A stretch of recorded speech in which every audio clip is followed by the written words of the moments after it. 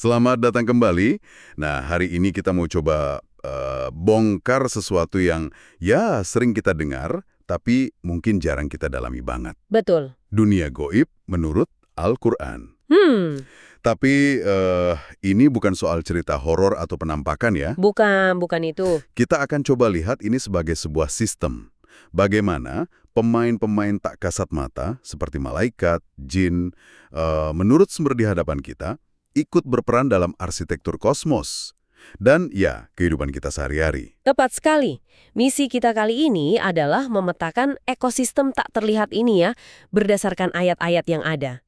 Siapa saja penghuninya, Betul. apa katakanlah job description mereka, dan yang terpenting, bagaimana interaksi mereka itu membentuk ujian yang kita sebut kehidupan. Dan konsekuensinya nanti. Dan konsekuensinya nanti, kita akan coba melihatnya bukan sebagai kumpulan dogma, tapi sebagai sebuah narasi besar tentang tatanan, godaan, dan akuntabilitas. Narasi besar, saya suka istilah itu. Pernahkah Anda berpikir kalau setiap keputusan yang kita ambil itu mungkin punya penonton? Menarik. Atau bahkan pembisik yang tidak kita lihat? Teks di hadapan kita ini seolah-olah membuka tirai ke belakang panggung realitas. Iya. Baik, mari kita langsung masuk ke fondasinya. Kita mulai dari ide dasarnya dulu ya. Iman pada yang goib atau yang tak terlihat. Betul. Ini kan konsep yang menarik ya di zaman sains sekarang, di mana semuanya harus bisa diukur, diobservasi, dan dibuktikan. Iya, harus empiris. Tiba-tiba sumber ini datang dan bilang, "Hei, realitas yang bisa kalian ukur itu cuma puncak gunung es."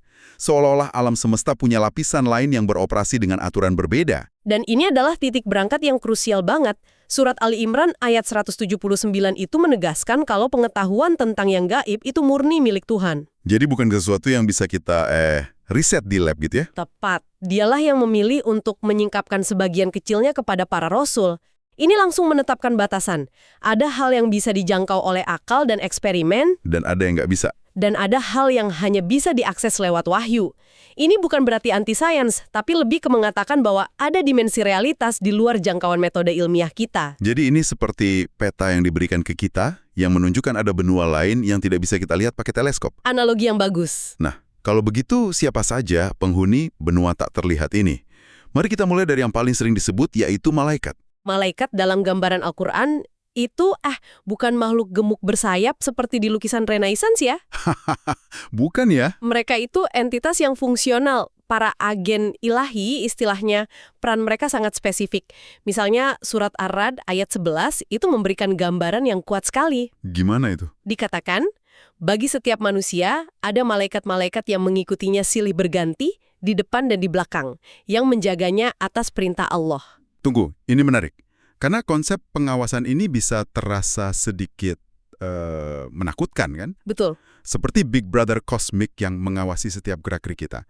Tapi ayat tadi justru memakai kata menjaganya. Yafadhunahu ya. Jadi ini lebih ke pengawasan yang sifatnya protektif, bukan sekedar untuk mencari-cari kesalahan. Persis. Ini adalah dualitas fungsi mereka. Di satu sisi mereka adalah pelindung, di sisi lain mereka adalah pencatat yang sangat teliti. Oke. Surat Az-Zukhruf ayat 80 menambahkan, "Warasulukunalladihim kanu yaktubun." Dan utusan-utusan kami, para malaikat di sisi mereka selalu mencatat. Jadi ada aspek penjagaan dan sekaligus akuntabilitas. Nggak ada yang terlewat. Tidak ada yang terlewat, bahkan bisikan hati sekalipun. Jadi kalau kita coba rangkum, peran malaikat ini sebetulnya mencakup pilar-pilar utama interaksi Tuhan dengan manusia. Ya, ada penjagaan selama kita hidup, Benar? lalu ada akuntabilitas untuk setiap tindakan, dan kemudian ada peran mereka dalam transisi. Transisi adalah peran mereka yang paling dramatis. Sebagai pencabut nyawa, Nah, ini dia. Surat Al-A'raf ayat 37 menyebutkan saat datang utusan-utusan kami kepada mereka untuk mewafatkan mereka. Dan ini bukan proses mekanis. Maksudnya? Surat An-Nisa ayat 97 bahkan menggambarkan adanya dialog antara malaikat dengan jiwa yang baru saja dicabut. Mereka bertanya, dalam keadaan bagaimana kamu ini? Wow, ada dialognya. Ini menunjukkan transisi dari hidup ke mati itu adalah peristiwa yang dikelola, sebuah proses yang sadar. Bukan cuma itu kan. dalam skala yang lebih besar, mereka juga digambarkan sebagai bala tentara ilahi. Betul sekali. Surat At-Taubah ayat 26 menyebutkan bagaimana Tuhan menurunkan tentara yang tidak terlihat olehmu untuk membantu kaum beriman. Jadi peran mereka itu dari level mikro individu hingga makro sejarah. Lengkap sekali ya. Benar. Jika kita sintesiskan, malaikat adalah perwujudan dari tatanan dan keteraturan ilahi. Mereka sepenuhnya taat, tidak punya kehendak bebas untuk membangkang. Itu poin pentingnya ya. Seperti yang disiratkan di surat Al-A'raf ayat 206, tidak pernah enggan menyembah Allah dan mereka selalu bertasbih. Mereka itu birokrasi kosmik yang memastikan kehendak Tuhan terlaksana dengan sempurna. Oke. Kehadiran mereka adalah pengingat konstan bahwa alam semesta ini tidak acak dan setiap jiwa berada dalam sebuah sistem pengawasan dan penjagaan.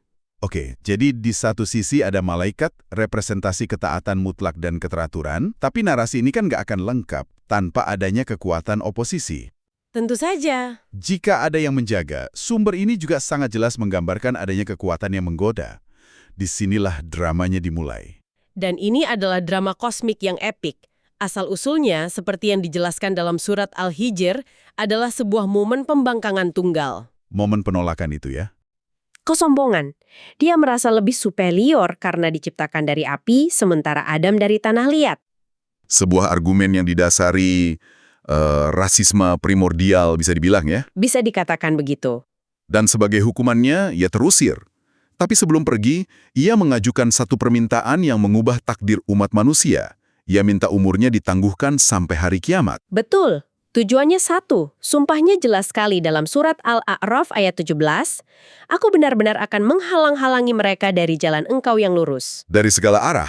Dari muka dan dari belakang mereka, dari kanan dan dari kiri mereka. Ini adalah deklarasi perang total. Tapi yang paling menarik adalah mekanisme serangannya kan? Nah, itu dia. Teks-teks ini konsisten menjelaskan bahwa iblis dan para pengikutnya, yaitu setan, itu tidak punya kuasa untuk memaksa. Nggak bisa mengendalikan tangan kita itu. Tidak bisa. Mereka tidak bisa mengendalikan tanganmu untuk mencuri atau mulutmu untuk berbohong. Jadi dia ini lebih mirip seperti influencer jahat atau tim marketing untuk perbuatan buruk ya. Haha, istilah yang pas. Daripada seorang diktator yang memaksa. Dia cuma bisa membisikkan, memperindah dosa, menanamkan keraguan. Seperti dalam surat Al-Maidah, ayat 91, di mana disebutkan bahwa setan bertujuan menimbulkan permusuhan dan kebencian melalui minuman keras dan judi, serta menghalangi dari mengingat Allah. Dia pakai perangkat duniawi untuk tujuan spiritual yang negatif. Tepat. Dan poin paling telak, yang benar-benar menggarisbawahi konsep ini ada dalam surat Ibrahim ayat 22. Hah, ini yang soal pidatonya di hari kiamat itu kan? Betul. Di sana digambarkan pidato iblis sendiri di hari kiamat di hadapan semua pengikutnya. Dia akan berkata, dan ini luar biasa. Apa katanya? Sesungguhnya aku tidak punya kekuasaan sedikit pun terhadapmu kecuali sekadar aku menyeru kamu lalu kamu mematuhi seruanku. Wah. Oleh sebab itu, janganlah kamu mencerca aku, tetapi cercalah dirimu sendiri. Tunggu, ini kan plot twist yang luar biasa. Jadi di momen paling krusial, penjahat utamanya sendiri yang membongkar semua triknya. Betul sekali. Dia pada dasarnya bilang, saya ini cuma pasang iklan. Anda sendiri yang memilih untuk klik dan check out. Haha, ya. Ini benar-benar membalikan narasi bahwa manusia itu korban pasif dari godaan setan kan? Tanggung jawab penuh dikembalikan ke individu. Tepat sekali. Itu adalah penegasan tertinggi dari konsep kehendak bebas dan ujian. Setan adalah variabel penguji dalam eksperimen kehidupan ini. Sparring partner ya? Dia adalah sparring partner yang diizinkan ada untuk membuat pilihan kita menjadi bermakna. Tanpa ada opsi untuk berbuat salah, pilihan untuk berbuat benar tidak akan memiliki nilai. Pembicaraan tentang malaikat dan setan ini seolah-olah menggambarkan pertarungan kekuatan eksternal yang berebut pengaruh atas kita. Betul, dari luar. Tapi sumber ini juga membawa kita ke arena pertempuran yang sesungguhnya, yang paling utama, yaitu di dalam diri kita sendiri. Nah, ini dia intinya. Disinilah konsep ruh dan jiwa menjadi pusatnya. Benar. Dan sumber ini menggambarkannya sebagai sesuatu yang sangat istimewa.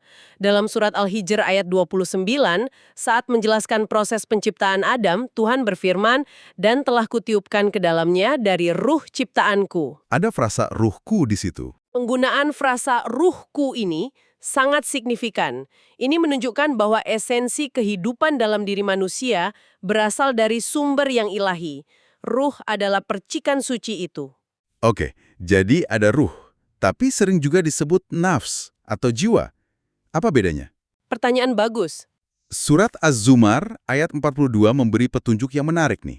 Dikatakan, Allah memegang jiwa orang ketika matinya, dan memegang jiwa orang yang belum mati di waktu tidurnya. Iya, Ini seolah mengatakan jiwa bisa keluar masuk dari jasad. persis. Ayat itu menjadi kunci. Coba kita pakai analogi modern. Kalau jasad kita ini adalah, katakanlah, perangkat komputer super canggih, Oke, hardware-nya. terus ruh itu seperti aliran listrik dari Tuhan yang membuat mesinnya nyala untuk pertama kali. Tanpa itu, kita cuma hardware mati. Nah, bisa dibilang begitu. Energi murninya.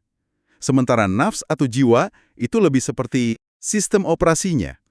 OS-nya dan semua software yang berjalan di atasnya. Dia yang punya kepribadian, memori, membuat pilihan, menyimpan data, dan bisa kena virus godaan setan. Gitu kali ya? Analogi yang sangat pas. Ruh adalah energi kehidupan murni dari Tuhan, sedangkan nafs atau jiwa adalah entitas sadar yang merasakan, berkehendak, belajar, dan berkembang. Jiwa inilah subjek ujiannya. Jiwa inilah yang menjadi subjek ujian. Jiwa inilah yang dipegang saat tidur dan dicabut saat mati. Dan kondisi jiwa kita, apakah ia tenang, selalu menyesal, atau cenderung pada keburukan, adalah hasil dari pilihan-pilihan yang kita buat. Jadi, jiwa kitalah medan pertempuran utamanya. Malaikat membisikkan inspirasi, setan membisikkan godaan, dan jiwa kita yang harus memilih dan pada akhirnya bertanggung jawab. Tepat. Ini membawa kita ke pertanyaan puncak. Jadi, apa arti semua ini bagi kita? Bagaimana interaksi dengan dunia gaib ini berdampak pada kehidupan kita dan, menurut sumber ini, kehidupan setelahnya? Di dunia, implikasinya sangat besar. Ini mengubah cara kita memandang realitas. Hidup bukan lagi sekedar rangkaian peristiwa biologis dan sosiologis yang acak. Tapi ada maknanya ya. Hidup adalah sebuah arena ujian yang penuh makna, di mana setiap pilihan, kata, dan niat memiliki bobot kosmik. Ada malaikat yang mencatat, ada setan yang menantang, dan ada jiwa yang harus menavigasi semua itu. Dan pilihan-pilihan itu, sekecil apapun, punya konsekuensi abadi. Disinilah kita masuk ke bagian akhir dari narasi besar ini. Hari perhitungan. Betul. Sumber ini melukiskannya dengan sangat detail dan tanpa kompromi. Surat Al-Anbiya ayat 47 menegaskan, kami akan memasang timbangan yang tepat pada hari kiamat, maka tidak seorang pun dirugikan walau sedikit. Mutlak yang mikroskopis. Tidak ada yang terlalu kecil untuk diabaikan. Sama sekali tidak. Yang lebih menyeramkan lagi adalah gagasan tentang para saksi yang tak terduga. Kita sering berpikir bisa menyembunyikan sesuatu kan? Iya, di tempat sepi. Tapi dalam surat Fussilat ayat 21 digambarkan bagaimana kulit, tangan, dan kaki kita sendiri yang akan bersaksi melawan kita. Mengapa kamu menjadi saksi terhebat kami? Dan mereka menjawab. Mereka menjawab, Allah yang menjadikan segala sesuatu dapat berkata, telah menjadikan kami dapat berkata. Tidak ada lagi tempat untuk bersembunyi, bahkan di dalam diri sendiri. Dan setelah semua perhitungan itu selesai, tibalah adegan puncaknya. Surat Az-Zumar, dari ayat 71 hingga 73, itu melukiskan pemandangan sinematik yang luar biasa. Seperti apa itu? Orang-orang digiring dalam rombongan besar, sebagian ke neraka, di mana para penjaga, yaitu malaikat, bertanya dengan nada mencela, sebagian lagi ke surga. Dan di gerbang surga, para malaikat penjaga menyambut dengan cara yang sangat berbeda, ya? Sangat berbeda. Mereka berkata, Salamun alaikum, tibtum fadhuluha khalidin. Apa artinya itu? Kesejahteraan atasmu, kamu telah berbahagia, maka masukilah surga ini, kamu kekal di dalamnya. Ini bukan sekadar ucapan selamat datang. Lebih dari itu ya? Ini adalah sebuah pengakuan atas perjuangan mereka melewati ujian besar di dunia.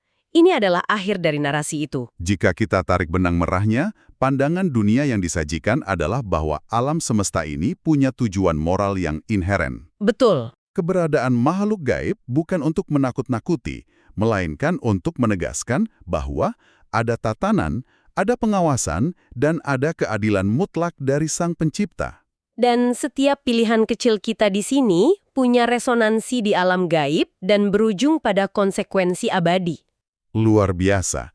Jadi, untuk merangkum perjalanan kita hari ini, sumber yang kita bedah melukiskan sebuah realitas di mana dunia kasat mata dan dunia gaib saling berkelindan. Saling terhubung. Ada agen ilahi yang menjaga dan mencatat, ada influencer jahat yang menggoda, dan di pusat semua itu ada jiwa kita, sistem operasi yang harus memilih jalannya sendiri dalam sebuah ujian besar. Terima kasih sudah menemani kami dalam penjelajahan yang mendalam ini. Sebagai penutup, saya ingin meninggalkan satu pemikiran untuk Anda renungkan. Teks-teks ini menggambarkan sebuah alam semesta yang sadar, di mana tidak ada tindakan yang sia-sia atau luput dari catatan. Kita akan menjalani hidup jika kita benar-benar menginternalisasi kesadaran bahwa kita selalu diawasi. Pertanyaan yang berat. Bukan diawasi oleh kamera CCTV yang dingin, tapi oleh entitas yang menjaga dan mencatat sebagai bagian dari sebuah sistem keadilan yang sempurna. Bagaimana persepsi kita tentang tanggung jawab, tentang makna sebuah senyuman atau kata-kata kasar, akan berubah jika kita melihat setiap momen sebagai bagian dari interaksi abadi antara yang terlihat dan yang tak terlihat.